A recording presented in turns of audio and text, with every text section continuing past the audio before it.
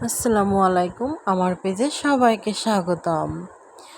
আশা করি সবাই ভালো আছেন। আমিও আলহামদুলিল্লাহ অনেক ভালো আছি।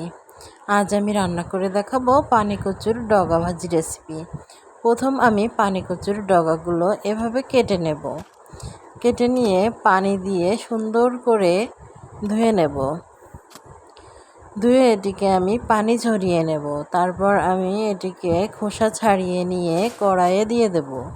এভাবে ছোট ছোট করে কেটে নেব, নিয়ে কড়াইয়ে দিয়ে দেব। কড়াইয়ে দিয়ে আমি অ্যাড করব লবণ, আর অ্যাড করব পরিমাণ মতো হলুদ। লবণ হলুদ দিয়ে আমি এটিকে ভালো করে সেদ্ধ করে নেব। ভালো করে সেদ্ধ করে আমি নামিয়ে নেব। এবার আমি দিয়ে দেব মরিচ এবং পেঁয়াজ কুচি এবং রসুন কুচি। কড়াই ভালো করে গরম করে নিয়ে তাতে দিয়ে দেব তেল এবং দিয়ে দেব মরিচ কুচি, পেঁয়াজ কুচি এবং রসুন কুচি। এগুলোকে ভালো করে নাড়াচাড়া করে ভেজে নিতে হবে। আমি এগুলোকে এভাবে বাদামি রং করে ভেজে নিব। তারপর দিয়ে দেব রাঁধুনি। এটিকে কেউ কেউ আবার রাঁধুনি বলেও চেনে।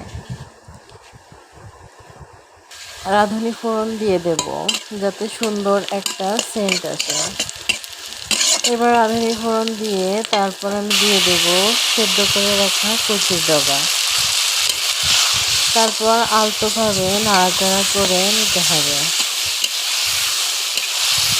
ভালোভাবে নাড়াচাড়া করে করে মিশিয়ে দিতে হবে মরিচ পেঁয়াজগুলো।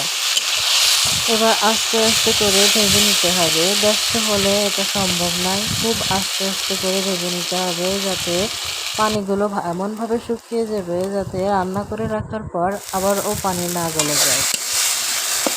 এভাবে অল্প অল্প অল্প অল্প করে নাড়াচাড়া করে ভালো করে ভেজে নিতে হবে। ভালোভাবে পানি শুকিয়ে গেলে তারপর নামিয়ে পরিবেশন করতে হবে। এই হয়ে গেল আমার পানি কচুর ডগা ভাজি রেসিপি।